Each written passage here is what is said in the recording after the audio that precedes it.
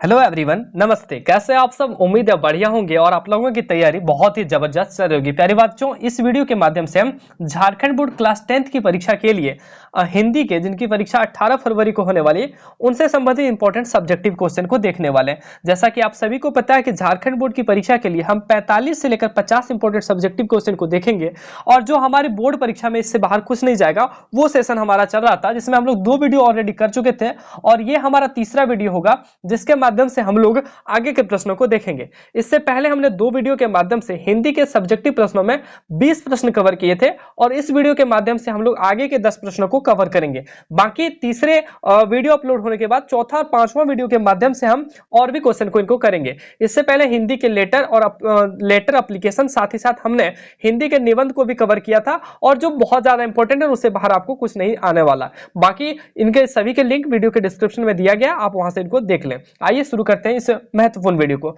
Video शुरू करने से पहले मैं आप बता दूं, ये हमारा तीसरा पार्ट है हिंदी के सब्जेक्टिव क्वेश्चन का। 2 पार्ट को आप नहीं देखे तो उनको जरूर देख लीजिएगा इस वीडियो को देखने के बाद। आइए देखते हैं। तो सबसे पहला हमारा क्वेश्चन है, यानी कि 21वां नंबर, 20 क्वेश्चन ऑलरेडी हम लोग देख चुके हैं। हालदार साहब हमेशा चौराहे पर रुकते और नेताजी को क्यों निहारते थे? ये 2012 में प्रश्न पूछा गया है। ठीक है, बोला गया है हालदार साहब का हमेशा चौराहे पर रुकना और नेताजी को निहारना यह प्रकट करता है कि उनके अंदर देशभक्ति की प्रबल भावना थी और वे स्वतंत्रता के लिए संघर्ष करने वाले महापुरुषों का हृदय से आदर करते थे। तो हालदार साहब जी जो है चौराहे पर इसलिए रुका करते थे और नेताजी को निहारते थे क्योंकि वो उनके अंदर जो देशभक्ति की भावना थी वो प्रबल थी, यानी कि देशभक्ति की भावना उसके अंदर कूट कूट कर भरी हुई थी और वे स्वतंत्रता के संघर्ष के लिए, यानी कि स्वतंत्रता के लिए जो लड़ाई की है उन महापुरुषों का वो क्या करते थे, हृदय से आदर करते थे। इसीलिए हालदार साहब हमेशा क्या करते थे, चौराहे पर रुकते थे और नेताजी को निहारते थे। क्लियर है? एक क्वेश्चन हमारा हो चुका है। अगला क्वेश्चन हम लोग देखते हैं 22वां नंबर।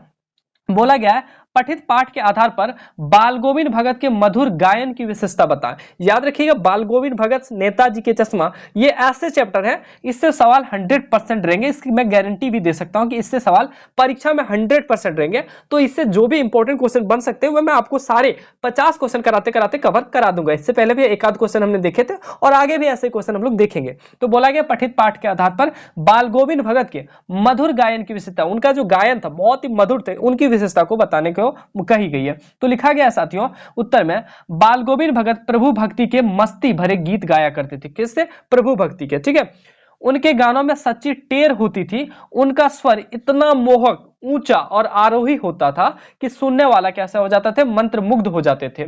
ठीक है, औरतें उस गीत को गुनगुनाने लगती थी। खेतों में काम करने वाले किसानों के हाथ और पांव एक विशेष लय में चलने लगते थे। उनके संगीत में जादुई प्रभाव था। वह मनमोहन प्रभाव, वह मनमोहक प्रभाव सारे वातावरण पर छा जाता था। यहां तक कि घनघोर सर्दी और गर्मी की उमस भी उन्हें डिगा नहीं पाती थी। तो ये बाल गोविंद भगत के जो मधुर गायन की विशेषता है 2010, 15, 19 में पूछा गया। तो आप देख सकते हैं कितना अच्छा इनका गायन था। आप भी डीजे जब बजता है कैसे डांस करने लगते हो, तो वही उनका जो गायन था, उनके गायन की जो प्रवृत्ति थी वो इतना था। वो प्रभु भरी के भक्ति के मस्ती भरे गीत गाया करते थे और उनके गाने में सच्ची टेर होती थी।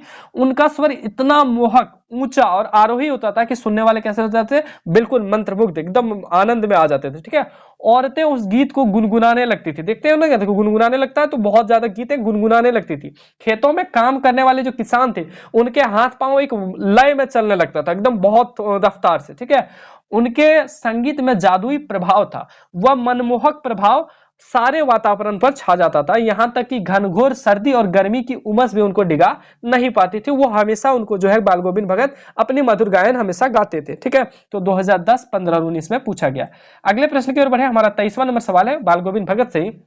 बाल गोविंद भगत की दिनचर्या लोगों के लिए अचरज का कारण क्यों थे? सवाल 2011, 2012, 2014, 2016, 2018 में इतना बार पूछा गया और इंपॉर्टेंट है, तो इसलिए 2025 के लिए इनको आप जरूर कर लें। ठीक है, हम आपको बता रहे हैं कि हम टोटल 50 क्वेश्चन का सीरीज ले आए हैं जिसमें आपकी बोर्ड परीक्षा के नाम से सब्जेक्टिव क्वेश्चन का टेंशन खत्म, बिल्कुल खत्म। यहां से उम्मीद नहीं है कि आपकी बोर्ड परीक्षा में बाहर क्वेश्चन जाएंगे। तो चलो देख लेते हैं। तो क्वेश्चन है कि बाल गोविंद भगत की जो दिनचर्या थी, उनकी जो डेली रूटीन थी, वो लोगों के लिए अचरज का कारण क्यों थी? मतलब चिंता का कारण कह सकते हैं, वाद विवाद का कारण क्यों थे? लोगों के बीच ऐसा क्यों वो हमेशा बना रहता था कि बाल गोविंद की भगत की देखो दिनचर्या ऐसी है? तो बाल गोविंद भगत की दिनचर्या लोगों को हैरान कर देती थी। वे भगत जी सरलता, सादगी और निस्वार्थ भावना पर हैरान होते थे। भगत भूल कर भी किसी के चीजों को नहीं लेते थे, किसी के भी चीजों को कुछ नहीं लेते थे। वे बिना पूछे किसी की चीज भी नहीं छूते थे, यहां तक कि किसी दूसरे के खेत में शौच भी नहीं करते थे। सोच सकते कितना जो है दिनचर्या उनका रूटीन फिक्स है, कितना वो हैबिचुअल आदमी थे, कितने जो स्वच्छ दिल के इंसान थे। ना किसी का चीज को बिना पूछे छूना है, ना बिना किसी पूछे किसी चीज को लेना है, और ना ही किसी के खेत में जो है दूसरे के खेत में शौच करना। वे उठकर 2 मील दूर नदी में स्नान कर आते थे हमेशा, चाहे गर्मी की तो हो चाहे ठंडी हो, वो हमेशा अपने घर से 2 मील दूर जो है नदी में जो है स्नान करते आते थे। वापसी पर गांव के बाहर के स्थित पोखरे के किनारे प्रभु भक्ति के गीत टेरा करते थे, यानी कि एक पोखरा था गांव के किनारे बाहर में, वहां पे जो है वो बैठ के प्रभु भक्ति के गीत गाया करते थे। यही कारण है कि बाल गोविंद भगत की दिनचर्या लोगों के लिए अचरज का कारण बनी थी। यानी कि इतना जो हैबिचुअल पर्सन थे, इतना जो है रूटीन का फिक्स व्यक्ति, सही समय पर जो है जाना, सही समय पर आना, रोज भक्ति के गीत गाना, ठंडा हो गर्मी हो। हम लोगों का तो ठंडा पड़ जाता तो गर्मी में अगर 7 बजे उठते तो ठंडा में हम लोग बस 10 बजे 9 बजे उठे, लेकिन उनका ऐसा नहीं था, वो फिक्स थे। तो वही जो बोल रहा था उनकी दिनचर्या ऐसे कैसे थी, वो लोगों को हैरान कर देते थे। अचरज मतलब हैरान होता है, ठीक है।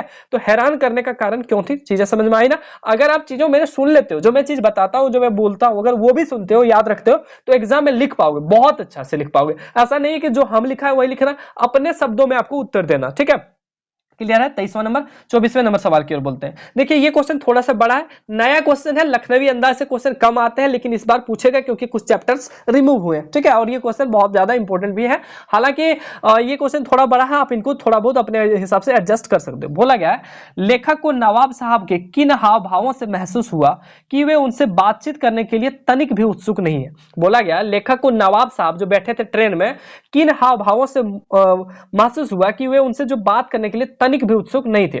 तो लिखा गया है, भीड़ से बचकर यात्रा करने के उद्देश्य से जब लेखक सेकंड क्लास के डिब्बे में चढ़ा तो देखा उसमें एक नवाब साहब पहले से बैठे थे, ठीक है। वो सोचा कि भैया भीड़ से अलग ही बैठते हैं, क्योंकि अलग उसलिए मैं बैठा था, वो सेकंड क्लास में टिकट लिया था, अलग बैठा था। वो चाहता था कि हम एक अपना जो कहानी लिखें, प्राकृतिक चीजों का अनुभव करें, इसलिए लेखक जो है एक अलग डिब्बे में बैठा, सेकंड क्लास का उसने टिकट कटाया, ठीक है। लेकिन जब वहां पे वो पहुंचा, डिब्बे में जब चढ़ा, तो उसमें उनको एक नवाब पहले से बैठे मिले, ठीक है, वहां पे बैठा हुआ था। लेखक को देखकर उन नवाब साहब ने कुछ ऐसे हाव भाव दिखाए जिनको देखकर लेखक ने जान लिया कि नवाब साहब उनसे बातचीत करने के इच्छुक नहीं है। यानी कि ऐसा हाव भाव दिखाया कि भैया हमारे जैसे ट्रेन में एंट्री मारे, वो एकदम चुपचाप एकदम साइड में बैठ के दुबक के, भैया हमको ना आपसे बात करनी है, ना तुमको हमसे बात करनी है। तो उनके कुछ हाव भाव प्रतीत हुए, जिनके कारण लेखक को लगा कि ये हमसे तो बातचीत नहीं करेंगे, इच्छुक नहीं है, तो उनके हाव भाव को बताना।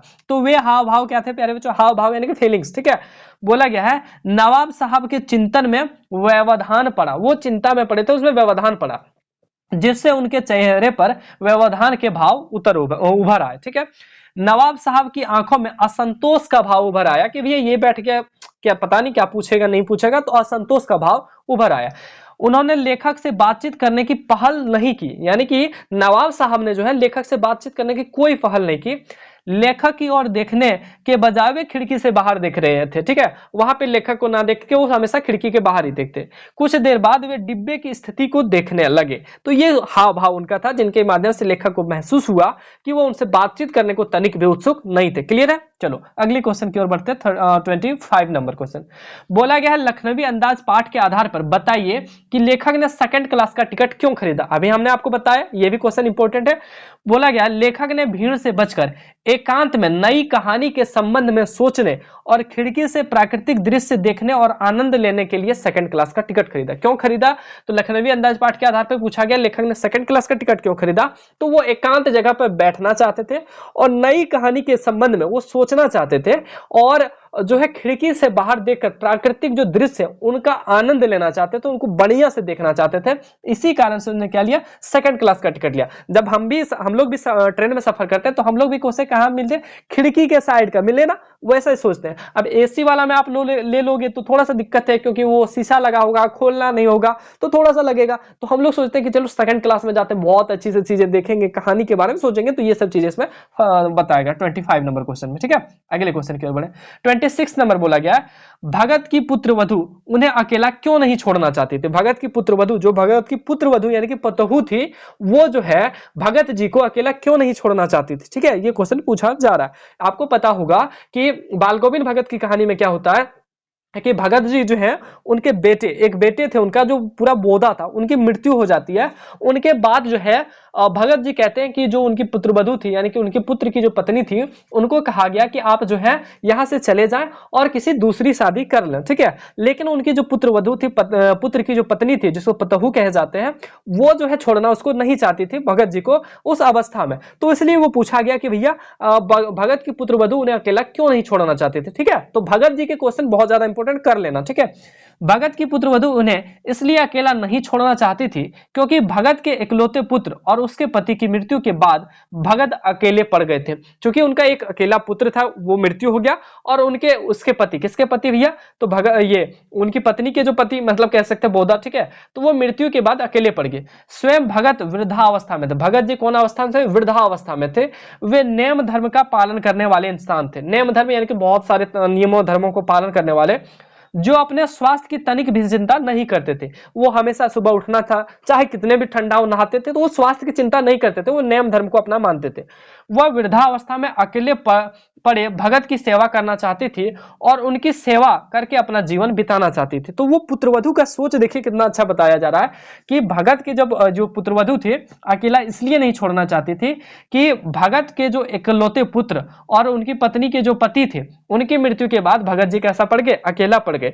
स्वयं भगत भी क्या थे, वृद्धावस्था में थे। वे नेम धर्म का पालन करने वाले थे, जो अपने स्वास्थ्य की तनिक भी चिंता नहीं करते थे। वह वृद्धावस्था में अकेले पड़ जाए और उसकी सेवा करना चाहती थी। उसी कारण जो है क्या करना चाहती थी, भगत के साथ वो हमेशा क्या करती थी, अपना जीवन बिताना चाहती थी एक पुत्र वधू के रूप में। तो क्लियर है चीजें, बहुत बढ़िया। चलो अगले क्वेश्चन की ओर चलते हैं। 26वें नंबर के बाद 27वां नंबर, गोपियों के अनुसार राजा का धर्म क्या होना चाहिए, यह पूछा गया।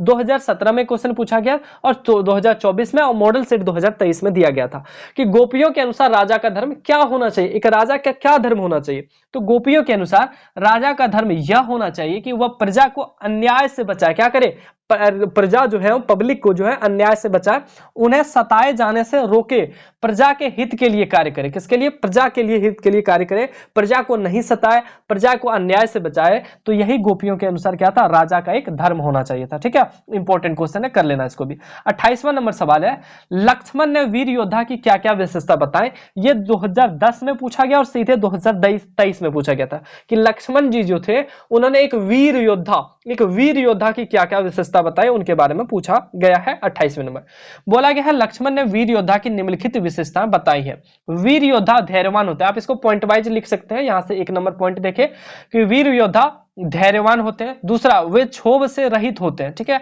तीसरा पॉइंट लिख सकते हैं, वीर पुरुष किसी को अपशब्द नहीं कहते। ठीक है, वीर पुरुष किसी को अपशब्द नहीं कहते। सूरवीर युद्ध के मैदान में वीरतापूर्ण कार्य करके दिखाते हैं। ठीक है, सूरवीर जो होते हैं वो युद्ध के मैदान में वीरतापूर्ण कार्य करके दिखाते हैं। वे अपनी वीरता के बारे में अपने मुंह से नहीं बताते। अपने जो वीर हैं, वो उसके अंदर जो शक्ति है, वो अपने मुंह से भाषण मार के नहीं बताते। ठीक है, वे युद्ध में शत्रु को उपस्थित पाकर अपने प्रताप की डिंग नहीं मारते। ठीक है, वो अनुपस्थित पाकर अपने प्रताप की डिंग नहीं मारते। तो यहां पे आपको ये लिख लेना साथियों, बहुत ज्यादा इंपॉर्टेंट है कि लक्ष्मण ने वीर योद्धा की क्या क्या विशेषता बताई है। लक्ष्मण का जो संवाद है, राम लक्ष्मण परशुराम संवाद, वो उसी से लिया गया। अगले क्वेश्चन की ओर बढ़े हम लोग। 29 नंबर क्वेश्चन बोला गया, बहुत इंपॉर्टेंट क्वेश्चन, देख लो कितना बार पूछा है।